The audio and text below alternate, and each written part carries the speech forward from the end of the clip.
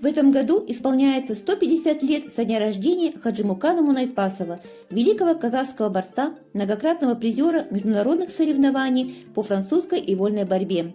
Хаджимукан родился 7 апреля 1883 года в ауле Карауткел Акмолинской области. В подростковом возрасте он начал работать у баев. Он уже тогда обладал огромной силой. По рассказам его матери, он мог наспор съесть целого барана или выпить полный бурдюк масла. Хаджимукану не исполнилось и 17 лет, когда о нем стали говорить как о сильном борце, имевшем на своем счету немало побед над известными борцами Акмолинской области. Слава о нем стала расходиться по всей казахской степи. По воспоминаниям Хаджимукана, в 18 лет его пригласили в цирк. Он работал в конюшне и заодно обучался премудростям цирковой борьбы. В 20 лет впервые выходит на арену. В 1901 году в Омске Хаджимукан боролся с известным русским цирковым борцом Андреем Злобиным, который тот помог нашему борцу попасть в школу Ивана Лебедева в Санкт-Петербурге. Там он 2 года обучался искусству классической борьбы. В 1908 году легендарный борец впервые завоевал звание чемпиона мира в Кельне.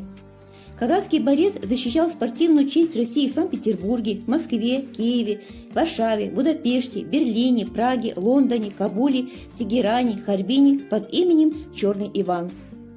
Хаджимукан завоевал 48 золотых, серебряных и бронзовых медалей. Он внес значительный вклад в становление и развитие спортивной борьбы в Казахстане, в том числе и национальной борьбы Казакша-Курес. В 1927 году Хаджимукану было присвоено почетное звание «Богатырь казахских степей».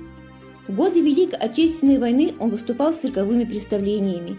Вырученные деньги борец дал в Фонд обороны СССР и попросил от его имени подарить советской армии самолет-истребитель, которому было дано имя Амангельди Иманова. Самым уважаемым человеком для Мунайтпасова всегда оставался прославленный борец Иван Поддубный. Они встретились на первенстве мира по классической борьбе в Париже. В последние годы своей жизни Хаджимукан остался без внимания со стороны властей и вынужден был продавать медали, чтобы содержать свою большую семью. ЦК партии оказывается равнодушным к судьбе легендарного борца. Хаджимукан умер 12 августа 1948 года в колхозе «Ленинское знамя» Южно-Казахстанской области. Предположительная причина – воспаление легких, которое он заработал из-за проживания в хлеву. Хаджимукан не оставил после себя ни учеников, ни богатства, ни дома для своих детей, но легендарный борец будет жить в памяти народа.